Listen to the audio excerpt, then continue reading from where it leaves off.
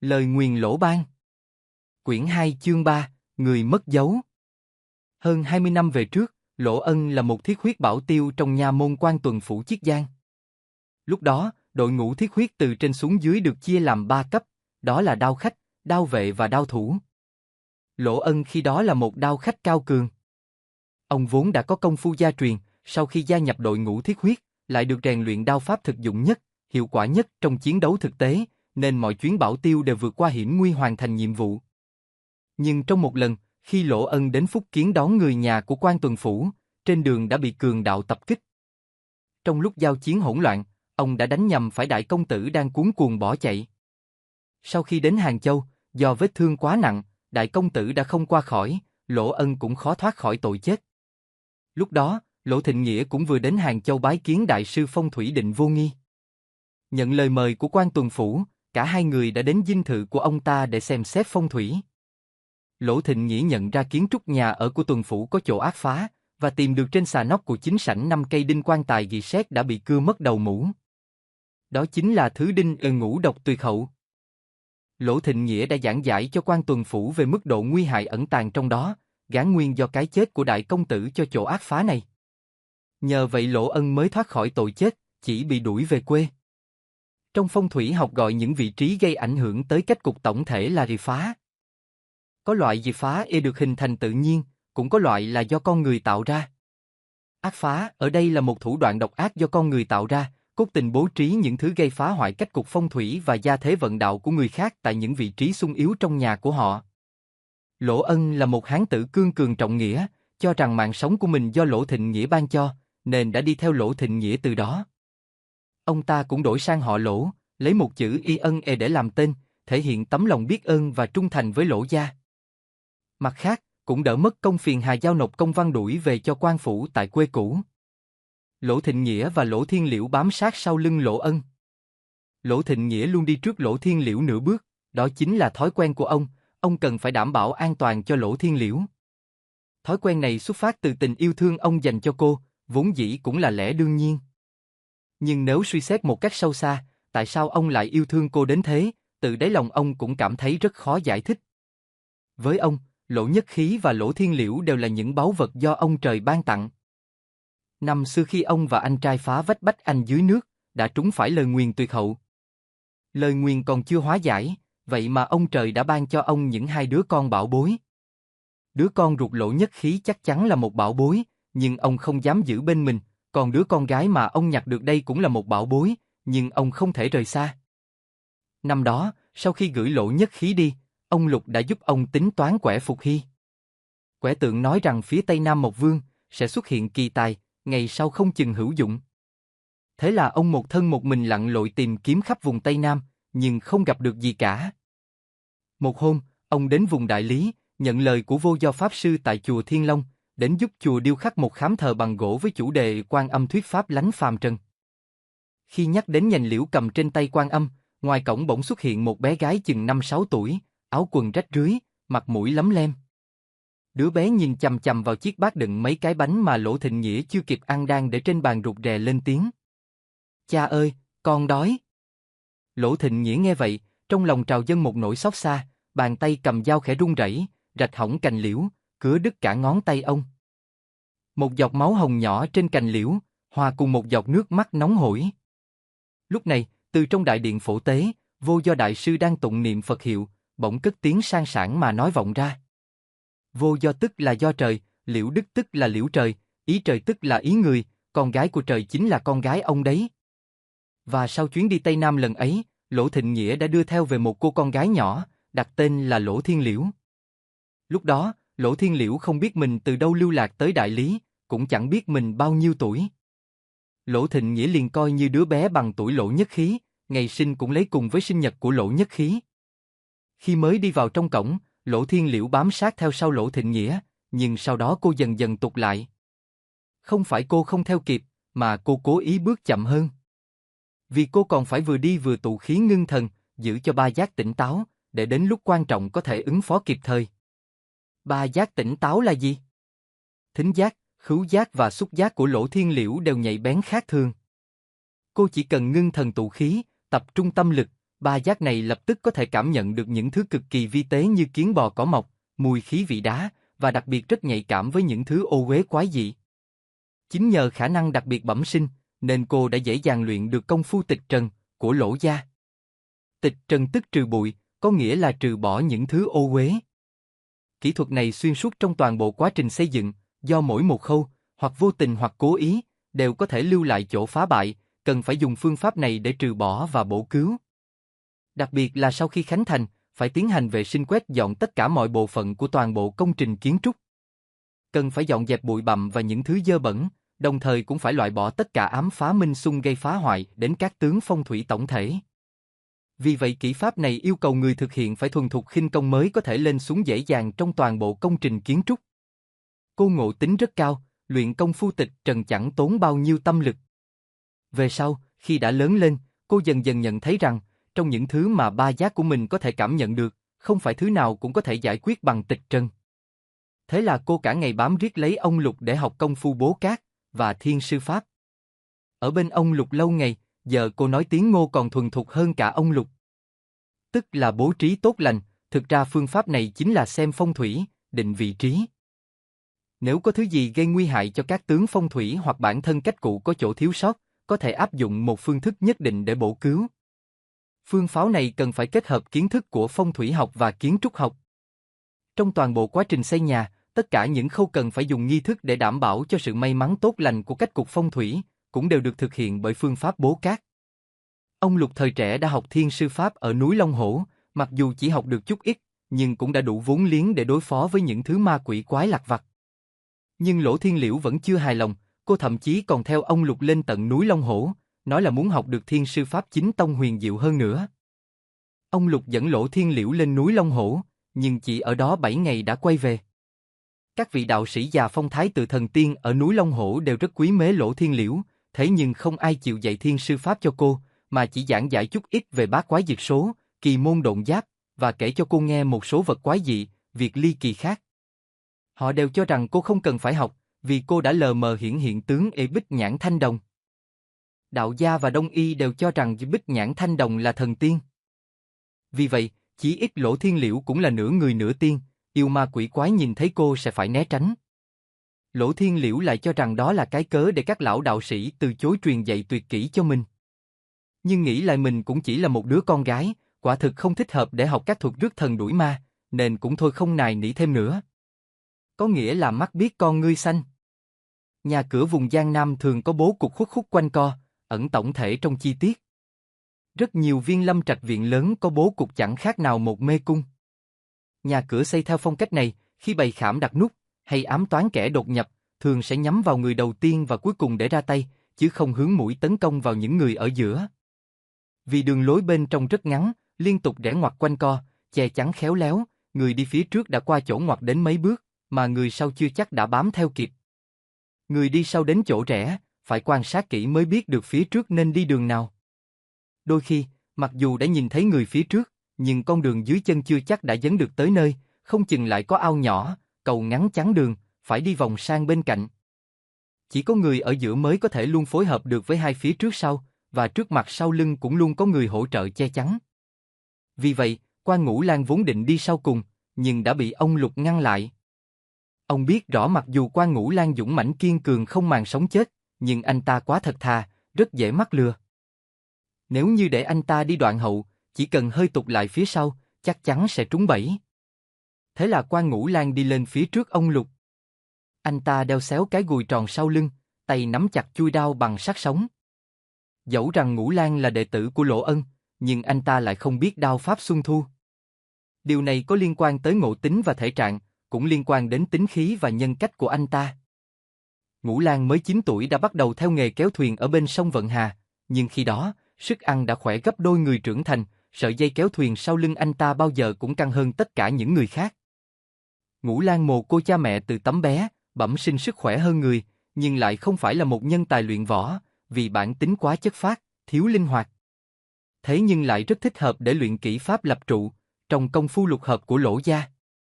Bất kể loại kiến trúc nào, sau khi định cơ, định móng, trước tiên phải dựng trụ cột chắc chắn cho những bộ phận chủ chốt, như vậy mới có thể tiến hành những công đoạn xây dựng tiếp theo. Các kiến trúc thời cổ đại lại càng coi trong công phu lập trụ. Vị trí lập trụ thứ nhất phải ứng với phương vị phong thủy được xác định trong khâu bố cát và định cơ. Sau đó căn cứ vào vị trí, góc độ, khoảng cách giữa các điểm lập trụ để xác định độ lớn nhỏ và chất liệu của cột trụ, từ đó mới tính toán được lượng vật liệu cần sử dụng cho toàn bộ công trình kiến trúc. Đương nhiên, trong lập trụ quan trọng nhất là phải chắc chắn. Bình thường Quan Ngũ Lang rất mực cần cù chăm chỉ. Anh ta luôn nghĩ rằng có thể vào được Lỗ gia đã là một phúc khí lớn lao, nên luôn cần mẫn tận tụy, gắng làm thật tốt mọi việc được giao phó. Lỗ Ân đã nhân theo con người anh ta mà cho luyện ngón phát đao, đồng thời truyền thụ chiêu pháp khuyên nhi đao, đao xoay tròn, biến hóa cực ít. Đao pháp này trong giang hồ còn gọi là Việt toàn phong sát, gió xoáy giết. Kỳ thực bản thân Lỗ Ân cũng không thuần thục đao pháp này, vì thứ nhất nó cần đến nhiều sức mạnh, thứ hai, đao thủ không được phép chóng mặt. Nhưng hai điểm này đều rất phù hợp với Ngũ Lang. Không những anh ta bẩm sinh sức lực hơn người, sóng gió đã quen, không hề biết thế nào là chóng mặt. Ông Lục đi sau cùng, thần thái hết sức tự tin, giống như ông vẫn luôn tin tưởng vào bản lĩnh của mình. Thế nhưng, xuất thân là một thầy phong thủy lang thang phố chợ, bản lĩnh mà ông có được đều là những lý luận và phương thuật lạ lùng, cũ rích. Những cao nhân thật sự cho rằng đó là kiến thức nửa mùa, người ngoại đạo lại cảm thấy quá cổ lỗ vô dụng. Đặc biệt từ sau thời Dân Quốc, nhiều người đổ xô theo thuyết mệnh lý chòm sao của phương Tây, vì vậy càng chẳng có mấy người chịu nghe ông. Thế nhưng trong cuộc đời, hẳn ai cũng có được một vài tri kỷ. Đối với ông, tri kỷ thật sự chỉ có hai. Một trong hai người đó chính là Lỗ Thịnh Nghĩa. Nhưng suy cho cùng, Lỗ Thịnh Nghĩa có vẻ giống như một người anh em, một người thân thuộc của ông hơn là tri kỷ. Đặc biệt là trong hơn 20 năm sống trong nhà họ Lỗ, ông thực sự đã coi đây là nhà của chính mình. Còn người tri kỷ thứ hai, ông giấu kín tận đáy lòng, chưa bao giờ mở miệng hé lộ với bất kỳ ai. Các chiêu thức trong công phu bố cát của nhà họ Lỗ rất trùng hợp với những phương thuật mà ông Lục đã học được. Các kỹ pháp cần sử dụng cả trí lực và sự khéo léo như tìm huyệt, chọn giờ, tàn bảo, cải tướng, trong thuật bố cát đã giúp ông có cơ hội để bộc lộ tài năng vốn có. Ông Lục ở nhà họ Lỗ đã nhiều năm, tất cả mọi người đều kính trọng ông, coi ông như người thầy, người thân thích. Ở đây, ông đã tìm lại được niềm vui và tình cảm mà lâu lắm rồi ông không có được. Với ông, một nửa là ơn tri ngộ, còn một nửa là tình thân, tình bằng hữu. Trước khi bước vào cổng sau, ông đã kịp lấy bàn độn giáp trong người ra xem thử, thấy Cửu Tinh Chủ về sau thiên vệ, hợp với báo thù giải oan, ban ân kết bạn. Bát môn là kinh môn, hợp với bắt giữ trộm cướp, kiện tụng, mưu kế, tạo nghi ngờ. Ông không biết xét về mặt tướng số là Lỗ gia có lợi hay đối phương có lợi. Lời phán đoán có chút mâu thuẫn, cùng giống như mâu thuẫn đang ngấm ngầm khởi dậy trong lòng ông lúc này. Khi ông Lục bước vào cổng sau, chỉ nhìn thấy ba người, Lỗ Ân đi đầu đã rẽ ngoặt về hành lang phía trước. Khi ông đến chỗ tiếp nối giữa mái hiên với hành lang phía trước, chỉ còn thấy Lỗ Ân và Lỗ Thịnh Nghĩa đang đi về phía bờ ao ở cách đó khá xa, mà không thấy bóng dáng Liễu Nhi và Ngũ Lang đâu nữa. Ông cũng không mấy bận tâm, vì rất có thể giữa ông và Lỗ Thịnh Nghĩa còn có một đoạn khuất khúc, phải ngoặt thêm một vài chỗ nữa mới có thể nhìn thấy người. Đúng lúc đó Lỗ Thịnh Nghĩa ngoảnh đầu lại, nhìn thấy ông Lục ở tận phía sau, vẻ mặt đột nhiên biến sắc. Ông không nói gì, cũng không đi tiếp, mà đứng yên tại chỗ, đợi ông Lục đuổi tới. Ông Lục đuổi kịp tới nơi, nét mặt cũng ngẩn ra. Vì con đường ông vừa đi qua là đường thẳng, không hề có chỗ quanh co. Điều đó có nghĩa là Lỗ Thiên Liễu và Quan Ngũ Lang đã đột ngột biến mất. Ở những nơi như thế này, nếu có người thình lình biến mất một cách vô duyên vô cớ, chỉ có một cách giải thích hợp lý duy nhất, đó là đã rơi vào cạm bẫy. Nhưng điều khiến người ta không thể ngờ được Khảm Diện ở đây lại ra tay với người chính giữa, hơn nữa, còn hốt mất hai con người sống hẳn hoi vừa mới sờ sờ ngay trước mắt một cách âm thầm gọn ghẽ không một tiếng động.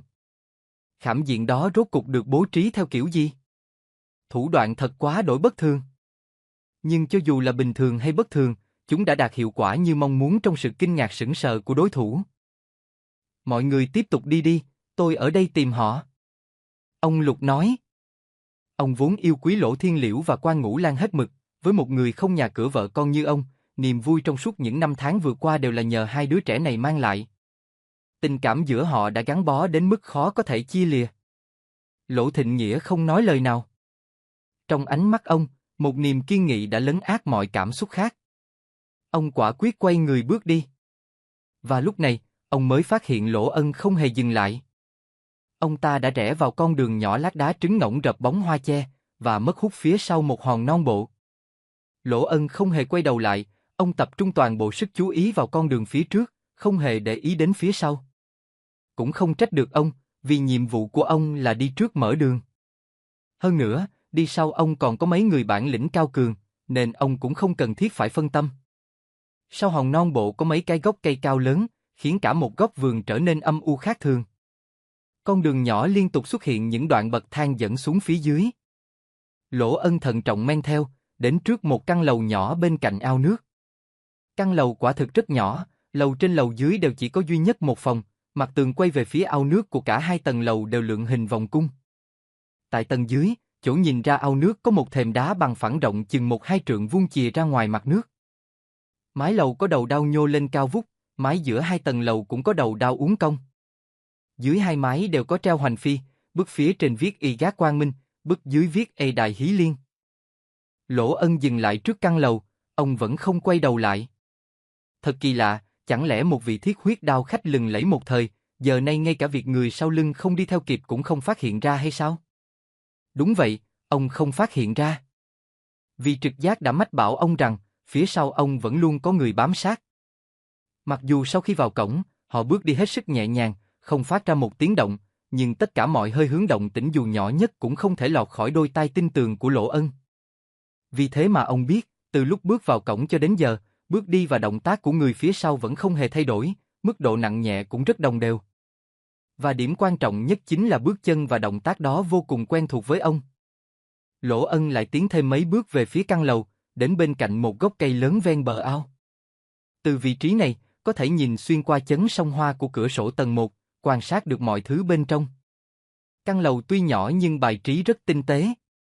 Bên trong có một bộ bàn ghế bằng gỗ gụ chạm hoa quét nhựa sơn, hai bên là chiếc trường kỷ bằng gỗ gụ kê sát tường. Ba mặt của căn phòng đều có cửa sổ. Tại mặt tường hướng về phía ao nước, ngoài cửa sổ còn có thêm một cánh cửa nhỏ 8 ô khảm kính. Bước qua cánh cửa này, có thể đi xuống được thềm đá chia ra mặt nước. Cửa sổ tầng dưới và tầng trên đều khảm nhiều ô kính sặc sỡ đủ màu, nhà bình thường ít khi có kiểu cách xa hoa như vậy. Các ô cửa sổ và cửa chính đều không đóng chặt. Một đợt gió lạnh từ mặt ao thổi tới, khiến những cánh cửa sổ rung lên khe khẽ. Các ô kính đủ màu cũng lấp loáng theo nhịp cửa rung. Lỗ Ân đưa ánh mắt quét qua những ô kính màu, một luồng khí lạnh bút bổng chạy dọc sống lưng, toàn thân lông dựng đứng. Ông ngỡ rằng mình đã nhìn nhầm, nên lại đưa mắt nhìn thêm một lượt nữa. Kết quả khiến ông vô cùng kinh sợ, ông bèn dấn thêm vài bước về phía trước. Tiếng bước chân phía sau cũng lập tức bám theo, khoảng cách còn gần hơn so với ban nãy. Lỗ Ân cảm thấy sống lưng căng thẳng, mồ hôi lạnh túa ra từ chân tóc, như một con sâu bò ngoằn ngoèo vào tận trong gáy. Hình ảnh phản chiếu trên ô cửa kính đã phủ định thính giác của Lỗ Ân, sau lưng ông không hề có một ai. Trong lòng Lỗ Ân khởi lên một nỗi sợ hãi mơ hồ. Ông từng là một đao khách khét tiếng, biết bao sinh linh đã trở thành hồn ma dưới lưỡi đao của ông, nên ông không tin, cũng không sợ những thứ âm tà quỷ quái, huống chi là lúc này đang giữa thanh thiên bạch nhật. Ông đã từng nhìn thấy ma, đó là ở trong một ngôi nhà hoang bên cạnh Thái Hồ. Khi đó, ông lục hết thắp hương lại niệm chú, hết vẽ bùa lại vẩy rượu, cuối cùng cũng lôi ra được một hũ xương người dưới bậc tam cấp của gian nhà chính. Đó chính là con ma duy nhất mà ông từng thấy. Nếu ông Lục chịu nói sớm vị trí của điểm huyệt, ông chỉ đào vài nhát là lôi được cái hũ lên, lấy ra bảo bối trấn trạch ở phía dưới là xong chuyện, việc gì phải phí sức vẽ vời như thế. Nếu đã không tin có ma quỷ, tại sao bây giờ ông lại cảm thấy sợ? Đó là vì ông tin rằng sau lưng ông thực sự có người, một người hoàn toàn có thể lấy mạng ông. Nỗi sợ hãi đã thúc đẩy ông bước tiếp về phía trước, ông muốn nới rộng khoảng cách với kẻ đang bám theo phía sau, ông muốn tìm ra một vị trí có lợi cho mình. Tiếng bước chân ở phía sau vẫn bám sát theo ông, khoảng cách cũng mỗi lúc một gần hơn. Đột nhiên Lỗ Ân nhận ra điều gì đó. Thân thủ và bộ pháp của người phía sau quả thực vô cùng quen thuộc đến mức giống hệt bản thân ông. Hai mí mắt của Lỗ Ân bỗng dựng ngược lên. Không sai, đó chính là thân thủ bộ pháp của chính ông. Tại sao sau lưng ông lại có một Lỗ Ân nào khác bám theo nữa? Lỗ Thịnh Nghĩa vòng qua hòn non bộ. Ông không nhìn thấy Lỗ Ân, chỉ thấy một con đường nhỏ khuất dưới bóng hoa lượn vòng và một miệng hang đá dưới chân hòn non bộ. Miệng hang đá không cao, người lớn phải cúi thấp đầu mới có thể chui vào được. Đường dẫn vào hang cũng rất hẹp, chỉ đủ một người lọt qua. Lỗ Thịnh Nghĩa là một cao thủ về kiến trúc xây dựng. Ông biết nhà cửa ở Tô Châu đều rất chú trọng cách thức bày đá dẫn nước, đá và nước phản chiếu lẫn nhau, cùng tạo thành chủ điểm trong bố cục viên lâm. Khoan chưa nói tới nước, hãy xem hòn non bộ kỳ dị này trước. Tô Châu ở sát Thái Hồ, đá Thái Hồ vốn hình thù kỳ dị, sinh động nhiều thế, thường được dựng giữa sân để thưởng ngoạn. Từ đời Tống trở về sau, phát triển thành cách xếp đá tạo núi. Đá vốn dĩ đã có hình thù kỳ quái, xếp chồng thành núi cũng phải thuận ứng theo cái thế khúc khuỷu tinh xảo của đá tự nhiên. Bởi vậy cửa hang tuy thấp nhỏ, lối vào chật hẹp, nhưng sau khi vào trong, bước thêm vài bước, có lẽ sẽ là một cảnh tượng khác hẳn. Nhưng Lỗ Thịnh Nghĩa cũng không khỏi băn khoăn, tại sao Lỗ Ân không đợi ông đã vội đi vào? Một hang đá giả sơn như thế này, cho dù không khảm không nút, chỉ nhờ vào tạo hình của đá và những lỗ hổng muôn hình vạn trạng đã đủ để trở thành một nơi ẩn nấp lý tưởng cho những kẻ tập kích. Lỗ Thịnh Nghĩa nâng chiếc hòm gỗ lên, che chắn trước ngực, tay còn lại nắm chắc con dao khắc lưỡi rộng, hơi gập hai gối, xoạc động chân theo thế cung bộ nhỏ, từ từ tiến vào trong hang. Ông dùng bộ pháp này để hạ thấp thân người mà không cần phải cúi đầu, đồng thời mở rộng khoảng cách giữa hai chân, một chân cố gắng tiến thật xa về phía trước. Thế đi này trong nghề độn giáp vô kế thiên, gọi là thạch sùng bò ngược, ưu điểm là nếu không may dẫm phải khảm, nút, hay chạm lẫy lọt bẫy, thì cơ thể vẫn chưa di chuyển đến nơi, nên chưa bị tổn thương đến chỗ hiểm, vẫn còn cơ hội thoát ra. Ngoài ra, nếu chẳng may bị khảm diện khóa chặt, khi vạn bất đắc dĩ vẫn có thể học cách thạch sùng đứt đuôi, tự cắt chân để bảo toàn tính mạng. Là trước tác của một tú tài cuối đời Minh, người Chiết Giang, không rõ tên tuổi, chỉ biết tên hiệu là Việt Tuyên Lạc Sơn Nhân. Thực chất những nội dung trong sách không phải do ông viết ra, mà chỉ là thu thập chỉnh lý các phương pháp vận dụng kỳ môn độn giáp từ thời cổ cho đến đương thời. Còn nội dung của Vô Kế Thiên viết những phương pháp bỏ nhỏ giữ lớn, cách bỏ trốn để bảo toàn tính mạng, thậm chí quay đầu phản kích trong những tình thế cấp bách không còn kế gì có thể thi triển. Lỗ Thịnh Nghĩa đã lọt thỏm vào trong lòng hang tối mịt, giống như bị nuốt chửng bởi chiếc miệng há hốc của một con quái thú khổng lồ.